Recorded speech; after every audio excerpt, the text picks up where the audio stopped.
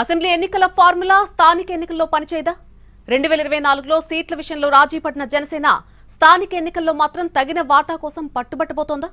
స్థానిక సంస్థల ఎన్నికలను 2029 సార్వత్రిక ఎన్నికలకు సెమీఫైనల్ గా భావిస్తున్న జనసేన బలం నిరూపించుకునేందుకు సిద్ధమవుతోందా? మంత్రి నాదెండ్ల మనోహర్ చేసిన తాజా వ్యాఖ్యలు కూటమి రాజకీయాల్లో కొత్త చర్చకు తెరలేపాయి. 2024 అసెంబ్లీ ఎన్నికల్లో రాష్ట్ర ప్రయోజనాల కోసం ప్రభుత్వ వ్యతిరేక ఓటు చేలకుండా ఉండాలనే ఉద్దేశంతో జనసేన సీట్ల విషయంలో రాజీ పడిందని ఆ పార్టీ చెబుతోంది. పార్టీ బలం కంటే రాష్ట్ర ప్రయోజనాలకే పెద్దపీట వేస్తూ పవన్ కళ్యాణ్ తీసుకున్న నిర్ణయంతో జనసేన పరిమిత స్థానాల్లోనే పోటీ చేసింది.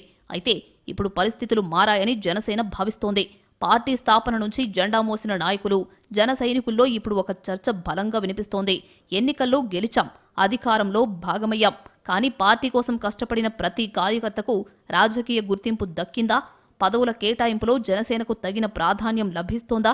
తమ త్యాగాలకు తగిన గుర్తింపు రావడం లేదనే అసంతృప్తి క్షేత్రస్థాయిలో వ్యక్తమవుతోందని పార్టీ వర్గాలే చెప్తున్నాయి. ఈ ఆవేదన అధినేత పవన్ కళ్యాణ్ దృష్టికి కూడా వెళ్లిందని జనసేన నాయకులు చెప్తున్నారు. అందుకే పార్టీ సమావేశాల్లో పవన్ పదే పదే ఒక విషయాన్ని స్పష్టం చేస్తున్నారని పార్టీ వర్గాలు పేర్కొంటున్నాయి. పార్టీ కోసం నిలబడ్డ వారిని మరిచిపోమని, కష్టపడిన వారికి అవకాశాలు కల్పిస్తామని, రాబోయే ఎన్నికల్లో ఎవరికీ అన్యాయం జరగకుండా చూసుకుంటామని హామీ ఇస్తున్నారు. అదే సమయంలో పార్టీకి రాజకీయంగా ఎలాంటి నష్టం జరగకుండా వ్యూహాత్మకంగా అడుగులు వేస్తామని పవన్ భరోసా ఇస్తున్నట్లు చెప్తున్నారు. స్థానిక సంస్థల ఎన్నికలను జనసేన అత్యంత ప్రతిష్టాత్మకంగా భావిస్తోంది. ఇది కేవలం సర్పంచ్, ఎంపీటీసీ, జడ్పీటీసీ ఎన్నికలు మాత్రమే కావని, 2029 సార్వత్రిక ఎన్నికలకు సెమీఫైనల్ అనే భావనతో పార్టీ ముందుకు సాగుతున్నట్లు రాజకీయ వర్గాలు విశ్లేషిస్తున్నాయి.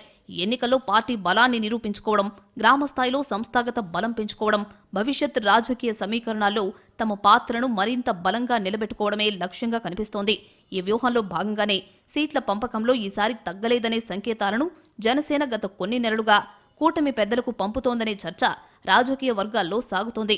పార్టీ బలంగా ఉన్న ప్రాంతాల్లో బలానికి తగ్గ సీట్లు దక్కాలన్నదే జనసేన అంతర్గత వైఖరిగా చెబుతున్నారు. స్థానిక సంస్థల ఎన్నికలపై కూటమి సమన్వయ కమిటీ సమావేశం జరిగిన మరుసటి రోజే జనసేన పీఏసీ చైర్మన్ మంత్రి నాదెండ్ల మనోహర్ చేసిన వ్యాఖ్యలు రాజకీయంగా ప్రాధాన్యం సంతరించుకున్నాయి. రాబోయే స్థానిక సంస్థల ఎన్నికల్లో కూటమి విజయమే లక్ష్యమని స్పష్టం చేసిన మనోహర్ 2024 సార్వత్రిక ఎన్నికల్లో ప్రభుత్వ వ్యతిరేక ఓటు చేలకుండా ఉండాలనే ఉద్దేశంతో పవన్ కళ్యాణ్ రాష్ట్ర ప్రయోజనాల కోసం 4 అడుగులు వెనక్కేసి త్యాగం చేశారని గుర్తు చేశారు. అయితే ఆ నిర్ణయాలను ప్రస్తుత స్థానిక సంస్థల ఎన్నికలతో ముడిపెట్టడం సరైన విధానం కాదని స్పష్టం చేశారు. కూటమిలో మేము 4 అడుగులు వెనకేసినా కూడా అది కూటమిలు బలపరచడానికి ఎన్డీఏ భాగస్వాములుగా మేము ఒక బాధ్యతతోటి ముందుకెళ్ళాం తప్ప అది ఈ రోజున కూడా స్థానిక సంస్థల్లో అదే రీతిలో ముందుకెళ్తున్నాను అనుకోవడం అది పొరపాటు. అప్పుడు వర్తించిన ఫార్ములా ఈ రోజు కూడా వర్తిస్తుందనే వార్త ఈరోజు వచ్చింది. అది కరెక్ట్ కాదు. పార్టీ బలంగా ఉన్న ప్రాంతాల్లో జనసేన తప్పకుండా పోటీ చేస్తుందని, కూటమి భాగస్వామ్యాన్ని గౌరవిస్తూ మిత్రపక్షాలతో సమన్వయం కొనసాగిస్తామని చెప్పారు. క్షేత్రస్థాయిలో నాయకులు, కార్యకర్తల అభిప్రాయాలు, ఆకాంక్షలు, ఆవేదనలను పార్టీ నాయకత్వం పూర్తిగా అర్థం చేసుకుందని, పార్టీ కోసం కష్టపడిన వారికి తగిన అవకాశాలు కల్పించేలా నిర్ణయాలు ఉంటాయని వెల్లడించారు.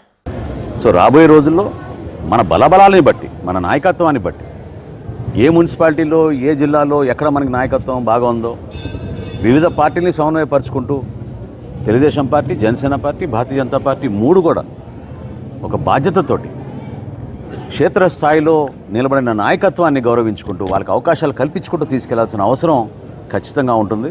నాదెండ్ల మనోహర్ వ్యాఖ్యలతో అసెంబ్లీ ఎన్నికల్లో అమలైన సీట్ల ఫార్ములా స్థానిక ఎన్నికల్లో కొనసాగదనే సంకేతాన్ని జనసేన అధికారికంగా ఇచ్చిందా అనే చర్చ ఇప్పుడు రాజకీయ వర్గాల్లో జోరుగా జరుగుతోంది. దీంతో కూటమిలో స్థానిక సంస్థల ఎన్నికల సీట్ల పంపకం ఏ ఫార్ములాతో జరగబోతోంది? జనసేనకు బలానికి తగ్గ వాటా దక్కుతుందా? జనసేన వ్యూహం కూటమి రాజకీయాలపై ఎలాంటి ప్రభావం చూపబోతోంది అనేది ఆసక్తికరంగా మారింది. నీట్ 2026 ఫలితాలలోనూ గెలుపు శ్రీ చైతన్యదే. ఓపెన్ కేటగిరీలో all India first rank, all India third rank, all India 9th rank తో పాటు ఆల్ ఇండియా ఓపెన్ కేటగిరీలో తెలుగు రాష్ట్రాలు సాధించిన టాప్ 10లో 8 ర్యాంకులు ఒక్క శ్రీ చైతన్యవే.